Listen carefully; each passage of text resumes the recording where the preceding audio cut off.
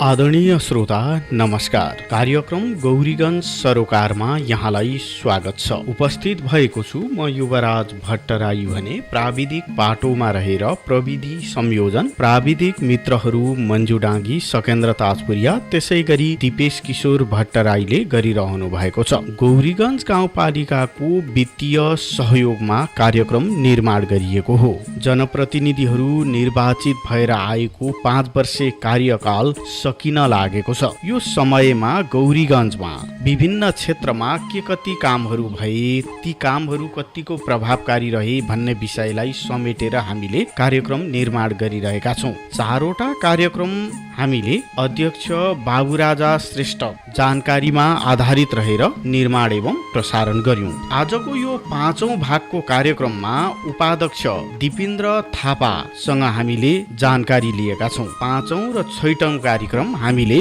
उपाध्यक्षको कार्यक्षेत्र, त्यसमा भएको काम र प्रभावकारिताको विषयलाई समेट्नेछौँ। तपाईँ देश विदेश विभिन्न भूभागमा रहेर रेडियो सेट त्यसै गरी अनलाइन मार्फत कार्यक्रम सुनिरहनु भएको छ। रेडियो सेटमा FM प्लस 89.1 मेगाहर्ज छँदैछ। प्रदेश 1 का विभिन्न भूभागमा तपाईले रेडियो सेटबाट नै कार्यक्रम सुन्न सक्नुहुन्छ। अनलाइन मार्फत FM प्लस को प्रसारण सुन्न www.fmplusnepal.com, त्यसै गरी हाम्रो पात्रो एप्लिकेशनका साथै नेपाली पात्रो एप्लिकेशन छँदैछ। सामाजिक सञ्जालमा हाम्रो Facebook page FM plus 89.1 megahertz Gauradaha Jhapa, त्यसै गरी युट्युब च्यानल टिभी प्लस नेपालबाट पनि हामीले प्रसारण गर्दै आएका छौँ। पश्चिम झापाको सबैभन्दा दक्षिणी भूभागमा रहेको गौरीगञ्ज गाउँपालिकाको धरातलीय अवस्थितिले गर्दा पनि थुप्रै समस्याहरू छन्। आजको कार्यक्रममा हामीले सुरुमा शिक्षाको विषयलाई उठान गर्दैछौँ। सुरुमा उपाध्यक्षज्यूले गौरीगञ्जको धरातलीय अवस्थिति, बसोबास गर्ने समुदायको अवस्था, सबैका कारणले शैक्षिक अवस्थाको सुधार गर्न त्यति सहज नभएको कुरा राख्नु भएको छ। यद्यपि धेरै सकारात्मक कामहरू पनि हुँदै गएको अवस्था छ। कार्यक्रमको सुरुमा गौरीगञ्ज गाउँपालिका उपाध्यक्ष दिपेन्द्र थापा। धन्यवाद, नमस्कार। विशेष गरी गौरीगञ्ज गाउँपालिका बसोबासको हिसाबले, धरातलीय हिसाबले कुरा गर्ने भने यो पूर्वमा कन्काई नदीको सिमाना झापा गाउँपालिका र पश्चिममा तपाईको रतुवा नदीले रतुवा माई नगरपालिका र उत्तरतर्फ भनेका 3वटा पालिकाहरूसँग सिमाना जोडिएको छ। विशेष गरी बढी भूभाग गोवर्धन नगरपालिका, कम्मल गाउँपालिका र शिव सतासी नगरपालिका, 3टा पालिकालाई उत्तर सिमाना भने दक्षिणमा गौरीगञ्ज गाउँपालिका सबै भारतीय सिमानासँग जोडिएको छ। र यहाँ साविका 4वटा गाविसहरू महाभारा, कोरोबारी, गौरीगञ्ज, खजुरगाछी, यिनीहरूबाट जम्मा अहिले 6वटा वार्ड निर्माण हुँदै गर्दा ती 6वटा वार्डमध्ये महाभारा सिङ्गो एउटा वार्ड, कोरोबारी सिङ्गो एउटा वार्ड 2 नम्बर, त्यसै गरी गौरीगञ्ज साविकको 3 र 4 र खजुरगाछी 5 र 6 छन्। यसरी हेर्दा जम्मा वार्ड नम्बर 3 देखि बाहेक अरू बाँकी सबैमा तपाईको भारतीय सिमानालाई छुएका वार्डहरू रहेको यस गौरीगञ्ज गाउँपालिका हो। र यो गौरीगञ्ज गाउँपालिकाको बसोबासको दृष्टिकोणले भन्दा बढी जनसङ्ख्याहरू आदिवासी, जनजाति, सीमान्तकृत र विपन्न वर्गको बसोबास भएको गाउँपालिका हो। र यो 2068 सालको तथ्याङ्कलाई हेर्ने हो भने गौरीगञ्ज गाउँपालिकामा 33,035 जनसङ्ख्या रहेको थियो। अहिले 36,056 जनसङ्ख्या पुगेको छ। करिब 3,000 जनसङ्ख्या वृद्धि भएको 2078 सालको जनगणनाको तथ्याङ्कले देखिन आउँछ। र यसमा करिब 60-70% जस्तो मानिसहरू सीमान्तकृत समूहमा नै पर्दछन्। र एउटा कुरो, गौरीगञ्जमा हिजो हामीले शिक्षामा धेरै बालबालिकाहरू विद्यालय नपठाइरहेको अवस्था पनि थियो र अहिले पनि सामुदायिक विद्यालयमा अध्यापन गर्ने विद्यार्थीहरू जो छन् उनीहरू कति बाबुआमा चाहिँ रोजगारीमा जानुपर्ने भएको कारणले विद्यालय आउन नसकिरहेको अवस्था थियो। हामीले हाम्रो गौरीगञ्ज गाउँपालिकाको नीति बनाउँदै गर्दा, शिक्षा नीति बनाउँदै गर्दा अनिवार्य रूपमा 6 वर्षको बच्चालाई तपाईको विद्यालयमा भर्ना गर्नुपर्ने। यदि विद्यालयमा भर्ना गरिएन भने त्यस्तो परिवारलाई हामीले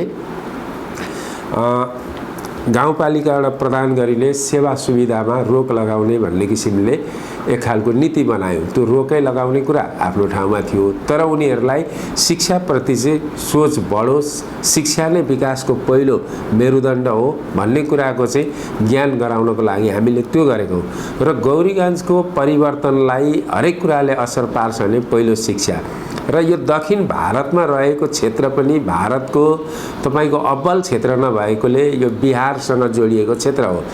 बिहार स्वाभाविक रूपले भारतमा सबैभन्दा पछाडि परेको एउटा राज्य र बिहारको पनि यो पूर्णिया जिल्लाहरू अझ सबैभन्दा पछाडि परेको क्षेत्र र यहाँ रोटीबेटीको सम्बन्धले विवाह आदि इत्यादिका कारणले पनि भारततिर बढी सम्बन्ध हुने र हाम्रो गौरीगञ्ज गाउँपालिकाको सिमानामा रहेका भारतीय क्षेत्रहरू पनि त्यस्तै किसिमका अलिकति पिछाडा वर्गको बसोबास भएको क्षेत्र हुनाले त्यसको प्रभाव पर्दो रहेछ। जस्तै काँकरभिट्टा पनि बोर्डर हो, तर काँकरभिट्टामा पारिपट्टिको अवस्था पनि अलिकति सक्षम छ। अब हाम्रो दार्जिलिङ, सिक्किम हैन र सिलगढी जस्ता खालका वेस्ट बङ्गालहरू जस्ता परेका कारणले त्यो ठाउँमा को प्रभाव पनि बोर्डर पारिपट्टिको क्षेत्र राम्रो हुँदा त्यहाँ पनि राम्रो हुँदो रहेछ, वारी पनि पारिपट्टिको क्षेत्र नराम्रो हुँदा त्यसको असर वारी पनि परेको हुँदो रहेछ। यसरी हेर्दाखेरि गौरीगञ्ज गाउँपालिका अलिकति पिछडा वर्गले को प्रभुत्व रहेको गौरीगञ्ज गाउँपालिका हो। त्यसलाई एकैचोटि सबै कुरा सुधार हुँदैन, तर क्रमिक रूपले हामीले त्यो गर्दाखेरि जस्तै राज्यले दिवा खाजाको व्यवस्था गरेको थियो, दिवा खाजाको व्यवस्था नगर्दाखेरि गाउँपालिकाले पनि माथिबाट पैसा नपठाइदिँदा सशस्त्र अनुदानमा नआउँदा गाउँपालिकाले पनि बजेट छुट्याएर पनि त्यो दिवा खाजाको व्यवस्थापन गरेको छ। यी कुराहरूले मात्रै आउँछन्, तर मैले मेरो बालबच्चालाई विद्यालय पठाउनै पर्छ भन्ने चेतनै कम भइरहेको अवस्थाको गौरीगञ्ज गाउँपालिका हो। शिक्षकहरू राजनैतिक कार्यकर्ता भएका कारण पनि शिक्षाको गुणस्तरमा असर परेको भन्दै पछिल्लो समयमा गरिएका केही प्रावधानका कारणले यसमा सुधार पनि आएको कुरा उपाध्यक्षज्यूले जानकारी गराउनु भएको छ। के कस्तो सुधार गरिएको छ त? अबको पालोमा पुनः उपाध्यक्ष दिपेन्द्र थापा। गौरीगञ्ज गाउँपालिका अहिले आएर सबै घरका बालबालिकाहरू विद्यालय आउने वातावरण बनेको छ र यी वातावरणलाई अझ हामीले प्रभावकारी बनाउन केही प्राविधिक कठिनाइहरू भए। विशेष गरी ज्वलन्त रूपमा हाम्रो कोभिड आयो, जुन कोभिडको एउटा सन्तासले गर्दा व्यक्ति घरबाट बाहिर ननिक्लिने अवस्थाका कारणले शिक्षा क्षेत्रमा यसले ठुलो प्रभावहरू पार्यो र अर्कोतर्फ शिक्षा क्षेत्रलाई केही अर्को फ्याक्टर पोलिटिकल फ्याक्टरले पनि असर पारेको छ। यो गौरीगञ्जको सवालमा मात्रै होइन, देशकै सवालमा राजनीतिक दलका कार्यकर्ता बनाएर जब शिक्षकहरूलाई हिँडाइन्छ, शिक्षकमा गुणस्तरता परिवर्तन गर्न सकिँदैन। शिक्षक भनेको त्यो व्यक्ति हो जसले त्यो जन्ममा राम्रो कर्म गरेको कारणले उसले शिक्षक हुने सौभाग्य यो जन्ममा प्राप्त गरेको हो। उसको पूर्वार्धको कर्मबाट ऊ शिक्षक हुन्छ र हामी शिक्षकलाई एउटा गुरु भन्छौँ र त्यो एउटा संस्कृतमा श्लोक छ र त्यो श्लोकसँग शिक्षक आबद्ध छ। गुरु विष्णु गुरु ब्रह्मा गुरु देव महेश्वर गुरु साक्षात् ब्रह्मा तस्मै श्री गुरुवे नमः भन्ने यो श्लोकलाई हामीले गुरु बन्नेका साथीहरू सबैले यसलाई श्रद्धा गर्नुपर्छ, जसको कारणले गर्दा म एउटा सानो एउटा बीज हो र त्यो बीजभित्र ठुलो वृक्षहरू हुन्छ। काँक्राको बीज सानो हुन्छ, त्यो बीज भनेको शिक्षक हो, तर त्यसमा लाग्ने फल ठुल्ठुला लटरममा एउटा बोट झाँगिएर धेरै लाग्छ र त्यो शिक्षकभित्र उसले अध्ययन गराइरहँदा, उसले पठन पाठन गराइरहँदा ऊ भित्रको ज्ञानभित्र डाक्टर पनि लुकेको हुन्छ, इन्जिनियर पनि लुकेको हुन्छ, समाजलाई परिवर्तन गर्ने समाजशास्त्री पनि लुकेको हुन्छ। त्यसले गर्दा शिक्षण पेसामा लागेको व्यक्तिले पनि त्यो किसिमको एउटा आफ्नो मनोवैज्ञानिक ढङ्गबाट त्यो भावबाट उसले चाहिँ एउटा शिक्षाभन्दा अर्को दोस्रो कुनै पनि कुरा सोचेन भने शिक्षा सुध्रिनलाई केही समय लाग्दैन। यदि देश बिगार्नु छ भने तपाईको शिक्षा बिगार्दियो भने त्यो देश आफै बिग्रिन्छ। शिक्षाको पाटो सप्रियो भने देश आफै सप्रिन्छ। आज खाली शिक्षामा पनि तपाईको कस्तो भने नकारात्मक चिन्तनहरू बढी हावी भएर राम्रो पक्षका कुरा भन्दा शिक्षकहरू फेसबुकमा स्ट्याटसहरू लेखिराखेको हुन्छ, आफ्नो कर्तव्य के हो त्यो कर्तव्य बिर्सेको छ। फलानु यो भयो, ढिस्कानु त्यो भयो, यो भयो त्यो भयो भनेर फेसबुकमा राम्रो पठन पाठनका कुराहरू फेसबुकमा हाल्नु। त्यो कुनै कुनै शिक्षकहरूले हालेको छ नि, त्यो व्याकरणलाई कण्ठ गराउने राइम्स गीतहरू बनाएर हालेको हुन्छ, त्यहाँहरूको देउसी भैले हुन्छ। त्यो सृजनात्मक अभिव्यक्ति शिक्षकबाट आउनुपर्छ क्या, नकारात्मक सोचको होइन। त्यो भयो भने त्यसले सबैलाई पोजिटिभ भाइब्रेसन दिन्छ। पोजिटिभ भाइब्रेसन हुने बित्तिकै समाज सकारात्मक बाटोतर्फ उन्मुख हुन्छ। पढाइको गुणस्तर सुधार गर्नका निमित्त गौरीगञ्ज गाउँपालिकाले गरेका केही पहल प्रयत्नको विषयमा अब उपाध्यक्षज्यूले जानकारी गराउनु भएको छ। पुनः उपाध्यक्ष दिपेन्द्र थापा। पढाइको गुणस्तरमा वृद्धि गर्नका लागि जुन परम्परागत शिक्षण प्रणाली थियो, पहिलो कुरो त परम्परागत प्रणालीबाट केही त्यसमा रहेका पनि राम्रा पाटाहरू पनि छन्, जो नैतिक शिक्षाका कुराहरू छन्, र आधुनिकतासँग र प्रविधि मैत्री शिक्षा बनाउनका लागि हामीले संस्थागत सामुदायिक विद्यालयहरूमा तपाईँको कम्प्युटरहरूको व्यवस्थाहरू गर्दै गयौँ। त्यसै गरी गौरीगञ्जमा कृषि शिक्षा चाहिँ प्रणाली अगाडि बढेर आइरहेको छ। सँगसँगै गौरीगञ्जलाई चाहिँ एउटा नमुना माध्यमिक विद्यालय बनाउनको लागि प्राविधिक शिक्षामा जोड दिएर लैजाने भन्ने, त्यसै गरेर शिक्षकहरूलाई तालिमको व्यवस्थापनहरू गरेर लैजाने लगेका छौँ। त्यसै गरी बाल कक्षामा अध्यापन गराउनेहरूलाई बाल मनोविज्ञानसँग सम्बन्धित रहेर मन्टेसोरी तालिमहरू र उनीहरूको सिकाइको सिपको अभिवृद्धि गर्ने, क्षमता अभिवृद्धि गर्ने जस्ता तालिमहरू, जसले गर्दा चाहिँ एउटा टिचरलाई रिफ्रेसमेन्ट हुने खालका मोटिभेसन तालिमहरू पनि हामीले सञ्चालन गर्यौँ। एउटा पाटो त्यो तालिमहरू भयो। दोस्रो पाटो तपाईँको के भयो भन्दा सिकाइको आदान प्रदान गर्नका लागि हामीले यस क्षेत्रमा रहेका शिक्षकहरूलाई होइन भ्रमणहरू लगेर त्यहाँ विभिन्न विद्यालयका अनुभवहरूको आदान प्रदान र सेयरिङ गर्ने कुराहरू गरियो। तर यी सबै कुरा गर्दाखेरि केही सहरहरूमा सकारात्मक सोच पनि आयो र केही लागि पर्नु पनि भएको छ। तर केही शिक्षकहरू त्यसलाई मन नपराउने वर्ग पनि थियो। तर त्यो मन नपराउने वर्गलाई हामीलाई दुईटा कारणले ट्र्याकमा ल्याउन नसकेको मैले तपाईँलाई अघि नै पनि भने। एउटा कारण भनेको तपाईँको कोभिडले नै सबै कुरालाई अप्ठ्यारो पारो, हामीले सोचे जस्तो जान सकिनौँ। एउटा पाटो, एक त हामी निर्वाचित भइसकेपछि 4वटा वर्ष हामीले दैविक प्रकोप भोग्यौँ। 4वटा वर्ष, 5 वर्ष कार्यकालमा 4वटा चाहिँ दैविक प्रकोपै भोग्यो। एक पहिलो 2074 सालमा हामी निर्वाचित हुने बित्तिकै साउन 28 र 29 गतेको अविरल वर्षाबाट गौरीगञ्ज गाउँपालिका तडपाडित भयो।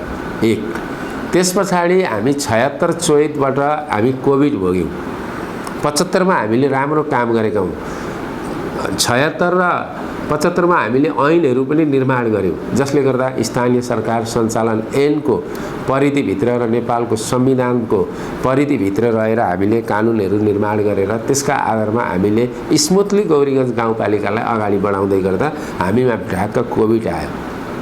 कोभिडको बेलामा गौरीगञ्ज गाउँपालिकाले र म उपाध्यक्षको तर्फबाट कोही कर्मचारी नआएको बेला पनि यहाँबाट दिनुपर्ने सिफारिस, हस्पिटल पुग्नुपर्ने कुरामा म एक्लै कार्यालय आएर कर्मचारीहरू कोही आउँदैन थियो, सेवाग्राही एक्लै आउँदाखेरि या त घरबाट पनि मैले त्यो बेला सेवा दिएँ।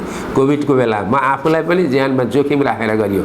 त्यो बेला स्थानीय सरकार गौरीगञ्जको मात्रै नभएर देशमै स्थानीय सरकारले खेलेको भूमिका उल्लेखनीय भूमिका हो। यो कुरालाई हामीले स्मरण गर्नुपर्छ। तपाईहरू मिडियाका साथीहरूलाई यो बारेमा धेरै नै जानकार हुनुहुन्छ। प्रदेश सरकार र संघीय सरकारको तुलनामा स्थानीय सरकार नै प्रत्यक्ष नागरिकसँग सरोकार र यी हुँदाहुँदै पनि यो कोभिडको कारणले गर्दा म अलिकति प्रसङ्गभन्दा थोरै पृष्ठभूमिमा पनि ब्याकग्राउन्डपट्टि पनि गएँ र यो कोभिडको कारणले गर्दा तपाईँको सबैभन्दा थिलथिलो भएको शिक्षा नै हो, जो उठ्नलाई अहिले भर्खर तपाईँको बिउतिँदै मात्रै छ। 75 मा हामीले स्प्रिड दिइसकेका थियौँ। त्यो स्प्रिडलाई 76, 77, 78 सम्म, 78 मा पनि यसको प्रभाव रह्यो। 78 को अन्तिमसम्म पनि यसको प्रभाव रह्यो। विद्यालयहरू बन्द नै भए। तर अलिकति केही चाहिँ के भने न्यू पनि पार्ने खालका साथीहरू पनि हुनुभयो। यतिको कुरामा थोरै गर्न सकिन्छ भन्दा पनि सरहरूलाई पनि कस्तो खालको भने रिक्स कसले लिन्छ भन्ने खालका तर हाट बजार डुल्न त कसैले नि रिस्क लिँदैन, यातायातमा चढेर घुम्न त कसैलाई नि, तर पढाउन चाहिँ रिस्क कसले लिन्छ भन्ने खालका प्रश्न तर्कहरू आए। कहिलेकाहीँ यो एउटा पक्षले चाहेर मात्रै हुँदैन, सबैको सकारात्मक सोच भयो भने सही ढङ्गबाट त्यो विकास गर्न हामी सक्छौँ। हामीले गौरीगञ्ज गाउँपालिकाबाट प्राविधिक क्षेत्रमा अपाङ्ग भएकाहरूलाई, जस्तै विराटनगरमा हामीले एउटा काफ्ले बहिनी त्यो खाडी टोलकोलाई सहयोग गरिरहेका छौँ। विशेष गरी अब यो भन्दा पनि लाजमर्दो कुरा एउटा तपाईँलाई, शिक्षकलाई लौरो लगाएर लाठो लगाएर त 10 बजे स्कुल जा, 4 बजेसम्म पढा, अनि मात्रै त छुट्टी हुन्छ भन्ने कुरा यो आफैमा लाजमर्दो कुरा हो। सबैभन्दा राज्यको अग्रपङ्क्तिमा रहेको, राज्यलाई सुधारोन्मुख बनाउनुपर्छ भन्ने पाटो भनेको नै गुरु हो। मैले गुरुलाई अघि त्यसै ब्रह्मा विष्णु र महेश्वरको रूप दिएको होइन।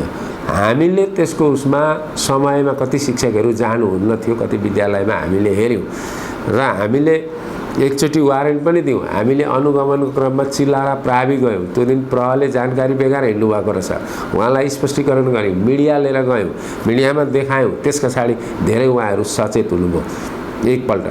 अर्को, हामीले विद्यालयमा समयमा पुग्नुहुन्न भन्ने धेरैजना गुनासो आएपछि हामीले यी हाजिरी सिस्टमलाई पनि अगाडि बढायौँ, जसको कारणले पनि विद्यालयमा शिक्षकहरू समयमा पुग्न थाले। पहिलो कुरो त यो यी हाजिरी पनि महत्त्वपूर्ण होइन क्या, भावना महत्त्वपूर्ण कुरा हो क्या। मैले गर्नुपर्छ भन्ने मेरो कर्तव्य हो भन्ने बोध नै महत्त्वपूर्ण हो। दोस्रो, अब यो राज्यको व्यवस्थाले पनि अलिकति सङ्घीय कानुन शिक्षाको क्षेत्रमा बनाइ नरहेको कारणले, प्रदेश कानुन नबनाइरहेको कारणले गर्दा स्थानीय कानुनलाई अलिकति त्यो उहाँहरूले पुरानै कानुनहरूमा टेकेर गयो। या त उहाँहरू धेर बुझ्ने भन्नुभएको हो, या त नबुझेको या बुझेर बचपचाएको हो। नबुझ्ने कसरी भन्नु, अलिअलि चाहिँ बुझेर बुझपचाएकै हो। त्यसले गर्दाखेरि हामीले त्यो ढङ्गबाट लाग्यौँ र बिचमा विद्यालय व्यवस्थापन समितिहरू मार्फत होइन, हाम्रो कोभिडको कारणले गर्दा विद्यालय बन्द भएको अवस्थामा विद्यालय व्यवस्थापन समितिका कार्य अवधि पुरा भएका विद्यालयहरूमा वार्ड अध्यक्षको संयोजकतामा या वार्ड सदस्यको संयोजकतामा पूर्व समिति शिक्षक प्रतिनिधि राखेर एउटा काम चलाउ विद्यालय व्यवस्थापन समिति, तदर्थ विद्यालय व्यवस्थापन समिति गठन गरेर त्यसको निगरानीमा पनि केही कुराहरूको मोनिटरिङ गरेर राम्रो बनाएको अवस्था चाहिँ हो र अहिले उहाँहरू धेरै कर्तव्य उन्मुख पनि हुनुभएको छ। शैक्षिक गुणस्तर सँगै भौतिक पूर्वाधार पनि जोडिएर आउँछ। भौतिक पूर्वाधार नै छैन भने गुणस्तरीय शिक्षाको कुरा पनि गफ मात्र हुन पुग्दछ। भौतिक पूर्वाधार विकासको क्षेत्रमा पनि गौरीगञ्ज गाउँपालिकाले पछिल्लो 5 वर्षको अवधिमा ध्यान केन्द्रित गर्यो र शैक्षिक क्षेत्रको भौतिक पूर्वाधारको क्षेत्रमा पनि निकै काम भएको छ। अबको पालोमा गौरीगञ्ज गाउँपालिका उपाध्यक्ष दिपेन्द्र थापा। अहिले धेरै परिवर्तन छ।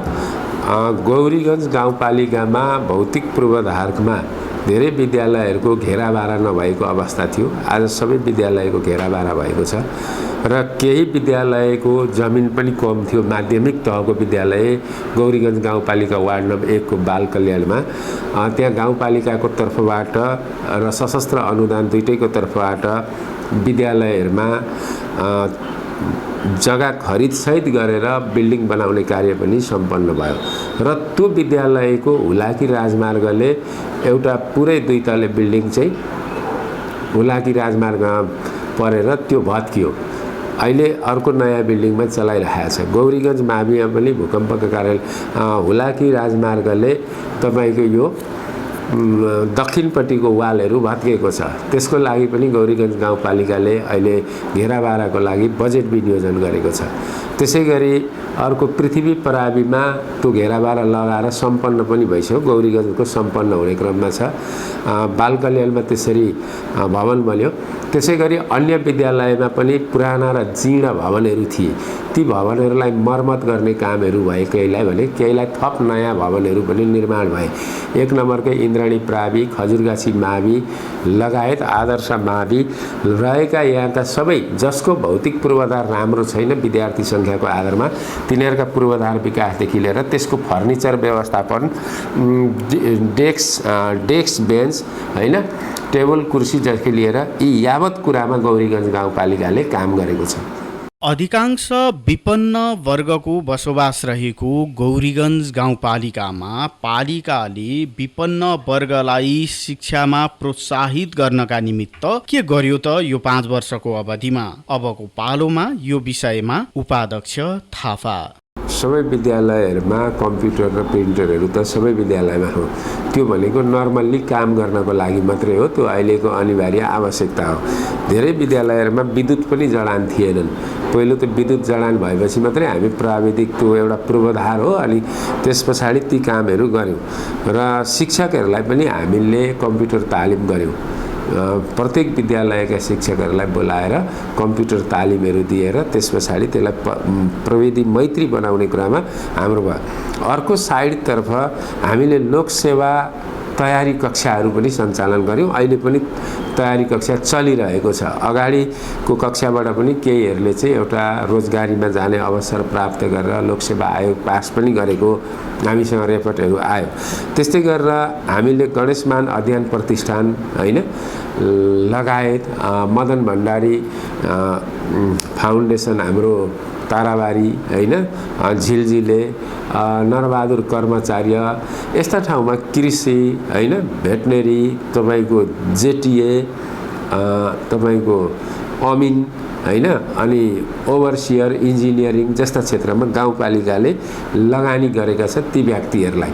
यसरी प्रत्येक वार्डबाट करिब करिब त्यो क्षेत्रमा स्वास्थ्यमा होइन, प्रविधि यी कुरामा बाट स्कुल पास भइसकेर गएका त्यो पढ्न चाहने केही आदिवासी समुदाय जस्तै रोहित राजवंशी, श्याम हेम्ब्रम सन्तालको कास्ट होइन, गनगाई समुदाय होइन, यसरी सबै जाति समुदायका हरूलाई एउटा हामीले त्यसको विपन्न आर्थिक अवस्थालाई मध्यनजर गरेर एउटा मापदण्ड तयार गरेर त्यसरी अहिले हामीले अध्ययन गराइरहेका छौँ विभिन्न संस्थाहरूमा, जो चाहिँ भोलि यो गौरीगञ्ज गाउँपालिकाका एउटा प्राविधिक बनेर आएर गाउँपालिकामा उनीहरूले काम गर्नेछन् अथवा उनीहरू स्वरोजगारमूलक हुनेछन् भन्ने हाम्रो।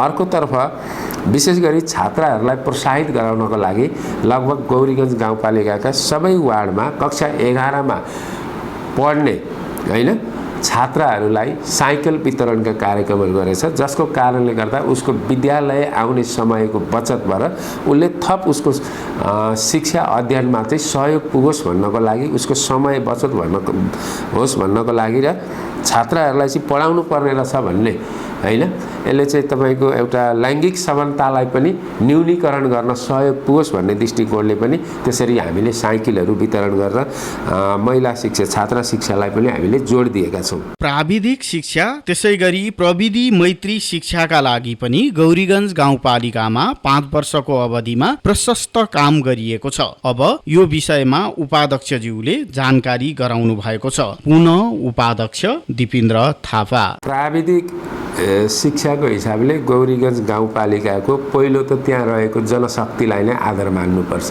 जब जनशक्ति छैन त्यो रहर गरेर मात्रै सबै कुरा हुँदैन, त्यसैले उन्मुखतिर चाहिँ जानुपर्छ र उन्मुखतिर जाँदा प्राविधिक शिक्षामा हामीले गौरीगञ्ज माविलाई नै विशेष जोड दिएर अगाडि बढेको कृषि प्राविधिक र अन्य प्राविधिकमा त्यसले सर्ट टर्म एउटा तालिमहरू पनि सिटिभिटी मार्फतको पनि सञ्चालन गरिएको छ र विद्यालयमा अध्यापन गर्न कलेजमा अध्यापन गर्न नआएर एउटा बसेको ग्रुपलाई पनि त्यसलाई पनि हामीले शिक्षै मान्नुपर्छ। प्राविधिक तालिमहरू सिटिभिटीहरूसँग यिनीहरूसँगै समन्वय गरेर गौरीगञ्जले युवाहरूलाई लक्षित गरेर तपाईँको ड्राइभिङ तालिमहरू भयो, कम्प्युटर तालिमहरू भयो, तपाईँको वायरिङ सम्बन्धीका तालिमहरू भए, महिला दिदीबहिनीहरूलाई चाहिँ विभिन्न सिपमूलक सिलाइ कटाइ होइन लगायतका ब्याग बन्नेदेखि डल्सहरू गुडिया यस्ता खालका तालिमहरूबाट केही आफू व्यावसायिक बन्न पनि सकेका छन्। अर्को प्रविधि मैत्री बन्ने क्रममा जब हामी कोभिडको मारमा पर्यौँ, कोभिडको मारमा परिसकिसकेपछि माविहरूमा शिक्षकहरूलाई केहीलाई तालिम दिएर भर्चुअल क्लासहरू सञ्चालन गर्नका लागि यी प्रविधि मैत्री क्लासहरू भए। त्यसै गरेर स्मार्ट बोर्डहरूको प्रयोग गरिने र अनलाइन कक्षाहरू पनि सँगसँगै सञ्चालन गर्ने सुरुवाती चरणमा छ। अर्को कुरा, हामीले चाहेर पनि यहाँ के कुरा हुँदैन भने हाम्रो गौरीगञ्जमा धेरै दक्षिणतिर तपाईँ अनलाइनको पहुँचमा नरहेको नागरिकको सङ्ख्या पनि बढी छ। त्यसको कारणले गर्दा जे जति भयो सुरुवात भएको छ। यो समयको माग पनि हो, समयले आफै त्यो ठाउँमा पुर्याउँछ पनि। यो 5 वर्षको अवधिमा गौरीगञ्ज गाउँपालिकाले शिक्षाको क्षेत्रका लागि गरेको महत्त्वपूर्ण काम हो। स्थानीय तहमा स्थानीय पाठ्यक्रम तयार गरिएको छ। अब त्यो पाठ्यक्रमलाई कार्यान्वयनमा लाने अवस्था सुरु भएको छ। यो विषयमा जानकारी गराउँदै हुनुहुन्छ उपाध्यक्ष दिपेन्द्र थापा। हामीले स्थानीय तहमा पाठ्यक्रम निर्माण गर्नको लागि हामीसँग एउटा बजेट विनियोजन गरी टोली गरी त्यसले प्रारम्भिक पहिलो दोस्रो चरणको छलफल गरेर पाठ्यक्रम तयार गरिसकेको छ। पाठ्यपुस्तक चाहिँ होइन, पाठ्यक्रम तयार गरेको छ र त्यो पाठ्यक्रम अब हामी स्थानीय पाठ्यक्रमको रूपमा विकास गरेर लैजाँदैछौँ, जसले गर्दा चाहिँ गौरीगञ्जको परिचय, यहाँको जनसङ्ख्याको वस्तुस्थिति, यहाँको भूगोल होइन र यहाँको पेसामा आबद्ध कुरालाई चाहिँ त्यो विषयवस्तुले समेटेर लैजाने गरी तयार गरिएको छ। आर्थिक अवस्था कमजोर रहेका, प्राविधिकदेखि व्यावसायिक शिक्षा लिन चाहने विद्यार्थीहरू जो विपन्न छन् उनीहरूलाई सहयोग गर्ने गरी पनि गौरीगञ्ज गाउँपालिकामा केही कार्यक्रमहरू सञ्चालन गरिएको छ। सहयोग पुग्ने व्यवस्थाहरू गरिएको छ।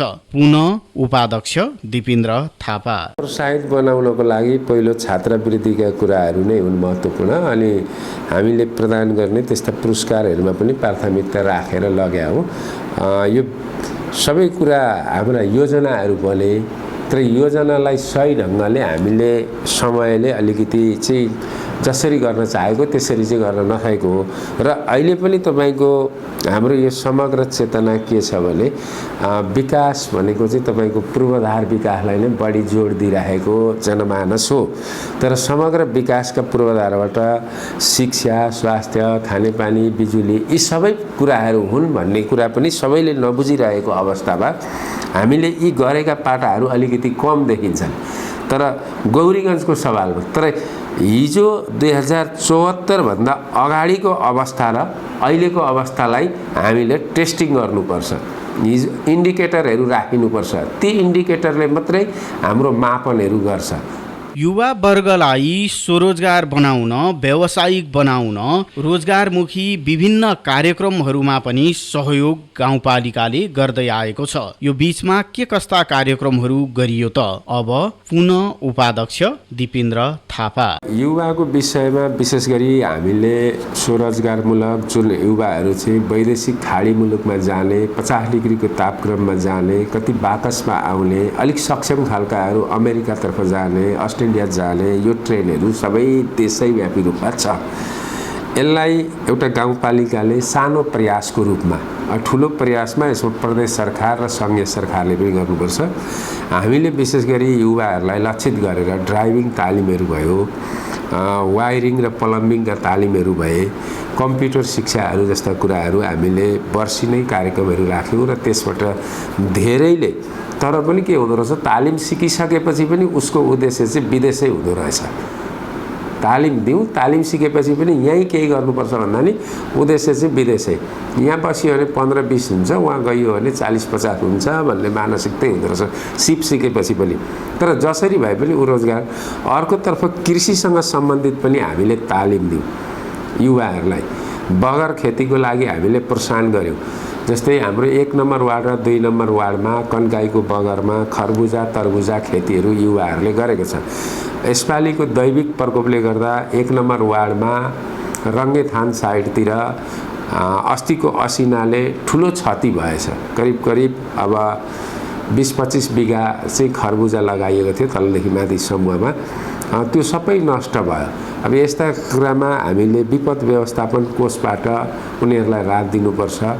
बिमाका कार्यक्रम, पशुपालन व्यवसायमा हामीले प्रोत्साहित गऱ्यौँ। कृषिका क्षेत्रमा प्रवर्धन गर्नको लागि हामीले मोटरहरू वितरण गर्ने, बोरिङहरू वितरण गर्ने, गाई पालनहरूको व्यवस्थालाई व्यवस्थित गरेर लैजाने, बिमा सिस्टमलाई चाहिँ अगाडि बढायौँ हैन। मल बिउहरू फ्री दिने, यी कारणले गर्दा उनीहरू आफै पनि त्यहाँ लागत कस्ट चाहिँ उहाँहरूको कृषिमा पशुको क्षेत्रमा कम भएपछि उनीहरूको रोजगारीबाट पनि यहाँ व्यवसाय चलेको पनि छ र राम्रो राम्रो गाई फर्महरू पनि अहिले चलेको छ। त्यो ढङ्गले पनि विदेश गएर आएर पनि अब अहिले यहाँ गाई पालेर बस्नुभएको धेरै किसानहरू हुनुहुन्छ, बाख्रा पालन गरेर बस्नुभएको पनि धेरै हुनुहुन्छ, जो चाहिँ वैदेशिक रोजगारबाट फर्केर। त्यस्तालाई हामीले प्रोत्साहित गरेर अनुदानको व्यवस्थाहरू गरिराखेका छौँ। कुखुरा पालनदेखि लिएर बङ्गुर पालनदेखि लिएर बाख्रा पालनदेखि गाई पालनदेखि लिएर त्यसमा गोठ सुधारको रूपमा कहिले च्यापकटर दिएर कृषिको क्षेत्रमा तरकारीको बिउ बिजन हैन आदि लगायत कृषि मलमा अब गौरादर नगरपालिकाको तुलनामा हामीले गौरीगञ्ज गाउँपालिकाले विगतमा अत्याधिक मात्रामा मल वितरण गरेर यहाँको किसानलाई पर्याप्तता गरायौँ। तर गौरादामा त्यो कुरा पुरा थिएन। यीबाटै धेरैले गौरादाकाले पनि लगे यहाँको हाम्रो साथीहरू, जहाँ चाहिँ हामीले मैले यहाँबाट कृषि र साल ट्रेडिङ हैन यो दुईटाले दिन्थ्यो। त्यो दुईटैसँग चाहिँ समन्वय गरेर गौरीगञ्जमा अलिक बढी नै हामीले ल्याएर यी कृषिको क्षेत्रमा प्रविधिको क्षेत्रमा तालिम सिप र अनुदान सहयोग गरेर नै युवालाई स्वरोजगारमूलकमा लगाउन सहयोग हुन्छ। खुल्ला सिमानाका कारण लागु औषध दुर्व्यसनको चुनौती गौरीगञ्ज गाउँपालिकामा छँदैछ। यो चुनौतीलाई मनन गरेर युवाहरूलाई खेलकुदतर्फ आकर्षित गरी सृजनात्मक बनाउने, युवाहरूलाई सही मार्गमा लगाउनका निमित्त खेलकुदलाई पनि गौरीगञ्ज गाउँपालिकाले प्राथमिकता दिएको अवस्था छ। चेतनामूलक कार्यक्रमहरू पनि यसका निमित्त आवश्यक पर्ने, आध्यात्मिक प्रवृत्तिका कार्यक्रमहरू पनि आवश्यक पर्ने मनन पनि गाउँपालिकाले गरेको छ। समग्रमा पुनः उपाध्यक्ष दिपेन्द्र थापा। अर्कोतर्फ अहिले एउटा युवाको क्षेत्र यस्तो बिग्रिरहेको छ, यो हाम्रो सीमा क्षेत्र भएको कारणले गर्दा बढी चाहिँ लागु औषध र दुर्व्यसनको शिकार पनि भइरहेको। गौरीगञ्जको मात्रै नभएर यहाँ सुर्खेतदेखिको काठमाडौँदेखिको मान्छेहरू पक्राउ परिरहेको रेकर्डहरू छ, ब्राउन सुगरहरू जस्ता। अब यो एउटा चुनौती पनि छ हामीलाई, खुल्ला बोर्डर भएको कारणले गर्दा अलिकति यो चुनौती छ। र अहिले यो क्षेत्रमा शिक्षामा होस्, चाहे यहाँको नागरिक समाज होस्, यहाँका राजनीतिक कर्मीहरू सबैले एउटा कुरामा चाहिँ ध्यान दिन जरुरत छ। गौरीगञ्ज एउटा खुल्ला बोर्डर भएको कारणले आफ्ना सबै कक्षा करिब 8-9 देखिको यो हैन 13-14 वर्षदेखि 20-22 वर्षको उमेर समूहका बच्चाहरू अत्याधिक बिग्रिने सम्म छ। यिनीहरूलाई खेलकुदको माध्यमबाट, बिहान योग माध्यमबाट कुनै पनि सिपमूलक कार्यक्रममा लगाएर घरले चाहिँ त्यसलाई एउटा उनीहरूलाई व्यस्त बनाउनुपर्छ। विद्यालयभन्दा फाल्टु समयमा पनि उनीहरूलाई मनोरञ्जनसहित व्यस्त बनाउनु पर्यो। मनोरञ्जन बाध्यात्मक व्यस्त बनायो भने त्यो झन् भड्किन सक्छ। मनोरञ्जनसहित भनेको के त भन्दा खेलकुद। हामीले पालिका स्तरीय खेलकुद कार्यक्रमहरू सञ्चालन गरी राष्ट्रिय तथा अन्तर्राष्ट्रिय खेलमा सहभागी हुनेहरूलाई विशेष प्रोत्साहन दिने भनेर पनि एउटा नीति बनायौँ र खेलकुद एउटा कार्यविधि निर्माण गरेँ, जो म आफैले ड्राफ्ट गरेर त्यसलाई कार्यपालिका पास गरेर अहिले खेलकुद समिति नै निर्माण भएको छ, जसले अस्ति भर्खरै मात्रै गौरीगञ्ज गाउँपालिकामा 2078-79 को बजेट मार्फत खेलकुद शीर्षकका भलिबल, क्रिकेट र फुटबल तीनैवटा खेलहरू सम्पन्न गर्यो। त्यसमा युवाहरू धेरै उत्साहित भए। एउटा राम्रै राशि पुरस्कार पनि राख्यौँ, जसले गर्दा चाहिँ र एउटा पेशेवर खेलाडी पनि ऊ बन्नुपर्छ भन्ने हाम्रो धारणा हो। र खेलकुदको माध्यमबाट एउटा अनुशासित नागरिक उत्पादन गरी राज्यको वृद्धि र विकासमा लगाउन सकिन्छ। तर लागु पदार्थ र दुर्व्यसनमा लाग्यो भने त्यसले चाहिँ समाजलाई ध्वस्त गर्नुपर्छ भने अरू केही कुरा चाहिँदैन। तपाईको घरको परिवारको सदस्य बिगार्नु पर्यो भने त्यसलाई लागु औषधमा लगाइदियो भने तपाईको घर आफै बिग्रिन्छ। केही गर्नु पर्दैन, उसले जति नै शिक्षा प्राप्त गरे। अर्कोतर्फ थोरै आध्यात्मिक युवाहरूलाई आध्यात्मिक चेतनातर्फ, आध्यात्मिक ज्ञानतिर पनि एट्याचमेन्ट गराउनुपर्छ। जो आजको पश्चिमी सभ्यताले उ गरिरहेको हुँदा हाम्रा पूर्वीय दर्शनहरू ऋषिमुनिहरूका कुराहरू उनीहरूले थाहा पाउनुपर्छ। हाम्रो करिकुलममा पनि त्यस्ता विषयवस्तुहरू समेटिनुपर्छ। जो आज शिक्षा बिग्रेको कारणै हाम्रो पूर्वीय दर्शनहरू चाहिँ पठन पाठन नहुनु पनि हो। यिनीहरूका बारेमा प्रवचनहरू, योग शिविरहरू जस्ता कार्यक्रमले युवालाई चाहिँ थप सकारात्मक उत्प्रेरणा वृद्धि गर्ने कार्यमा हामीले लगाउनुपर्छ र लगाइरहेका छौँ। गौरीगञ्ज सरोकारको आजको कार्यक्रममा पनि हामीले उपाध्यक्ष दिपेन्द्र थापाको कार्यक्षेत्र अन्तर्गतका विषयवस्तुमा जानकारी गरायौँ। तपाईलाई कार्यक्रम कस्तो लाग्यो प्रतिक्रिया दिन हाम्रो स्टुडियोको टेलिफोन नम्बर 023 84 055 खुल्ला छँदैछ। प्राविधिक पाटोमा रहेर प्रविधि संयोजन गर्नुहुने प्राविधिक मित्रहरू मन्जु डाँगी, सकेन्द्र ताजपुरिया, त्यसै गरी दिपेश किशोर भट्टराईलाई धन्यवाद दिँदै गौरीगञ्ज सरोकारबाट म युवराज भट्टराई पनि बिदा माग्छु। FM+ सुन्दै रहनुहोला। हवस् त, नमस्कार।